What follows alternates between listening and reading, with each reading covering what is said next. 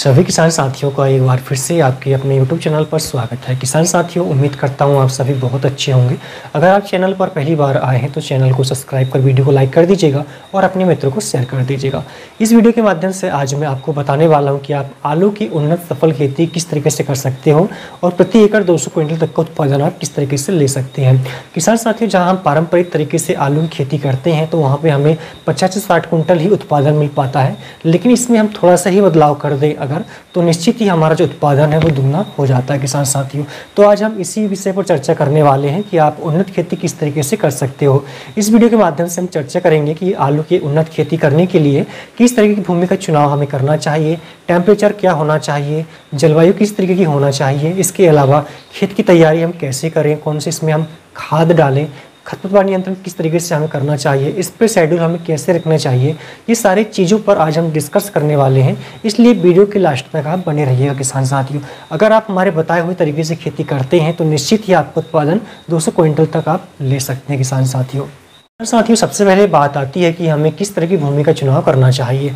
तो मैं आपको बता दूं कि आलू एक ऐसी फसल होती है जिसे हम सभी प्रकार की भूमि में ले सकते हैं। किसान साथियों, आपके पास में चाहे काली मिट्टी हो, लाल मिट्टी हो, लैटराइट मिट्टी हो, दोमट मिट्टी हो, रेतीली भूमि हो, सभी में आप आलू की फसल ले सकते हैं। सिर्फ आपको ध्यान ये रखना है कि आपकी जो भूमि है इसका pH लेवल 5.5 से 6.5 के या 7 तक होना चाहिए। किसान साथियों, इसके अलावा मैं आपको बता दूं कि जो तापमान है ये बहुत इंपॉर्टेंट होता है आलू की फसल के लिए।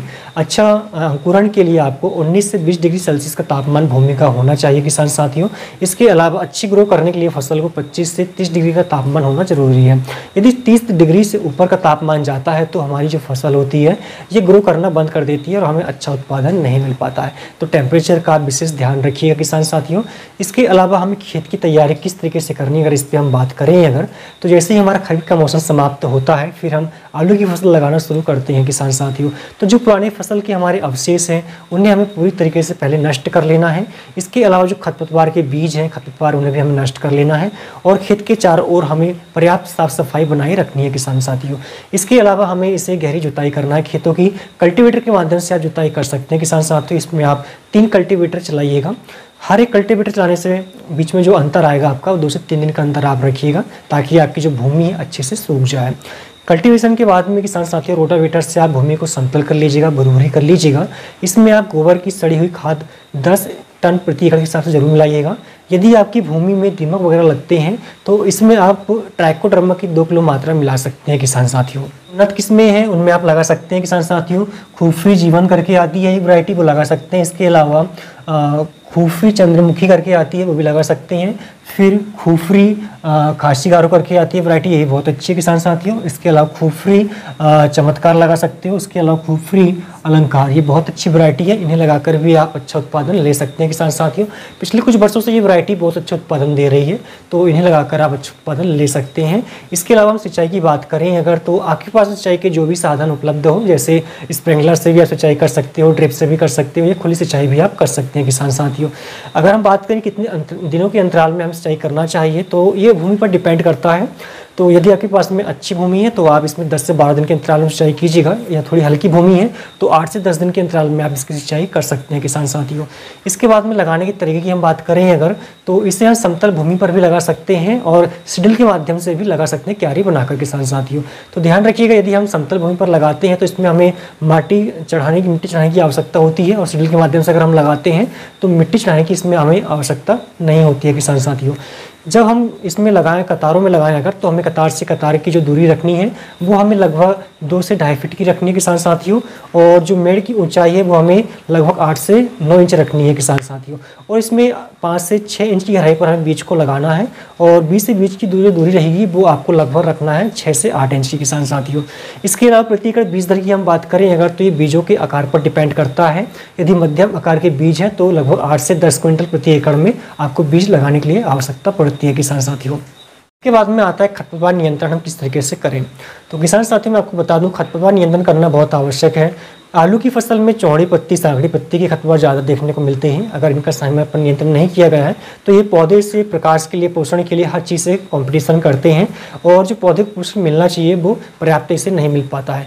तो हो सके तो इससे आप निराई गुड़ाई के माध्यम से कंट्रोल कीजिएगा। पहले निराई गुड़ाई आपको 25 से 30 दिन के अंतराल में करनी है और दूसरी निराई गुड़ाई आपको 45 से 50 दिन के अंतराल में करनी है। यदि आपको रासायनिक दवा से इस पर नियंत्रण करना है तो जब आपकी फसल अंकुरित ना हो या फिर थोड़ा बहुत इसमें अंकुर भी बन गया हो तो कोई दिक्कत नहीं है, तो इसमें मेट्रोविजन करके एक दवा आती है जिसका उपयोग करके आप इस पर कंट्रोल कर सकते हैं किसान साथियों। इसके अलावा हम खाद प्रबंधन की बात करें अगर, तो जो आपको खाद लेना है बेसल डोज में वो लेना है आपको DAP एक बैग जो आता है 50 किलोग्राम का वो लेना है। इसके अलावा MOP जिसे हम पोटाश कहते हैं ये लेना है 40 किलोग्राम। 30 किलोग्राम आपको लेना है यूरिया। इसके अलावा माइक्रो न्यूट्रिएंट्स लेना है 5 से 10 किलोग्राम आपको। इसके अलावा मैग्नीशियम सल्फेट लेना है 25 किलोग्राम आपको। इसके अलावा रूट ग्रोथ प्रमोटर करके जो दवा आती है वो आपको 5 किलोग्राम लेना है, जड़ों का अच्छा विकास हो सके इसके लिए। इसके अलावा फुरान करके एक कहना चाहिए एक पोषक तत्व आता है, ये भी आपको लेना है 5 किलो के आसपास में। फिर इसमें आपको मिलानी है 150 किलोग्राम नीम की खली। इन सभी का मिश्रण बनाकर आप जब बेड बनाएं या क्यारियाँ बनाएं तो उसमें पहले आप डाल दीजिएगा, उसके बाद में आप इसमें क्या होना चाहिए कि बीज को लगाइएगा। बीज लगाने से पहले किसान साथियों आपको बीज को उपचारित अवश्य कर लेना है, ट्राइकोडर्मा के द्वारा या थीरम के द्वारा बीजों को आप उपचार अवश्य कर लीजिएगा। इसके 3 से 4 ग्राम प्रति लीटर पानी में मिलाकर बीजों को डुबाकर छाँव में कुछ देर सुखाकर लगाइएगा किसान साथियों। तो जो फंगस रोग होते हैं वो इसमें देखने को बहुत कम मिलते हैं। तो हमने खाद का आपको बेसल डोज बताया। इसके अलावा सेकंड डोज आपको डालना है जब आपकी फसल 21 दिन की हो जाए। इसमें आपको लेना है कैल्शियम नाइट्रेट 15 किलोग्राम। सागरी का लेना है जो दानेदार आती है वो आपको 10 किलोग्राम लेना है और 40 किलोग्राम यूरिया इसमें आपको डालना है किसान साथियों। ये हो गया सेकंड डोज आपका। इसके बाद में तीसरा डोज आपको 45 दिन में डालना है। 45 दिन की जब आपकी फसल हो जाए तो इसमें अमोनिया सल्फेट की एक 50 किलोग्राम मात्रा आपको डालना है।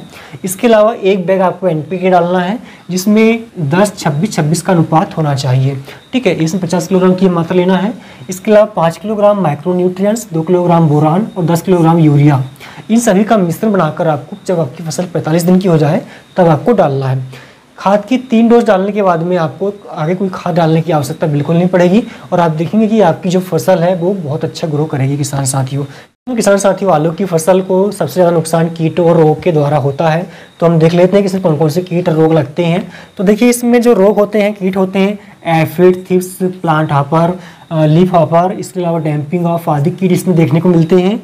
इसके अलावा जड़ गलन, तना गलन, कंद गलन, लीफ स्पॉट आदि रोग देखने को मिलते हैं किसान साथियों। तो इन पर कंट्रोल करने के लिए जब आपकी फसल 21 से 25 दिन की हो जाए तब इसमें आपको क्या लेना है, डेलीगेट करके एक दवा आती है, इसकी 8 ग्राम मात्रा लेना है आपको प्रति लीटर पानी मिलाकर। इसी में आपको लेना है एलिट करके जो फंगीसाइड आता है वो आपको लेना है 2 ml प्रति लीटर के माध्यम से। इस पतवार नियंत्रण के लिए आप इसमें मेट्रोविजन करके जो दवा आती है उसकी 1 ml प्रति लीटर पानी में मिलाकर तीनों को मिक्स करके छिड़काव कर सकते हैं किसान साथियों, जिससे आपको खरपतवार भी इसमें नियंत्रण हो जाएगा। इसके अलावा अगला जो स्प्रे करना है आपको वो 40 से 45 दिन के अंतराल में करना है। इसमें लेना है आपको एलिका जो दवा आती है इसकी 0.3 ml मात्रा लेना है। इसके अलावा मैरीवोन करके जो दवा आती है, मैरीवोन फंगीसाइड होता है, इसकी 1 ग्राम की मात्रा आपको लेनी है प्रति लीटर पानी मिलाकर। इसके अलावा एक ग्रोथ प्रमोटर करके जो दवा आती है जो कि होशी करके आता है जिसमें जैवलिक एसिड होता है, इसकी 2 ml प्रति लीटर पानी मिलाकर आप यूज़ कर सकते हो। तीनों का मिश्रण आप मिला लीजिएगा, मिलाने के बाद एक साथ स्प्रे कीजिएगा किसान साथियों। इसमें ज़्यादा आगे स्प्रे करने की फिर आपको आवश्यकता बिल्कुल नहीं पड़ेगी।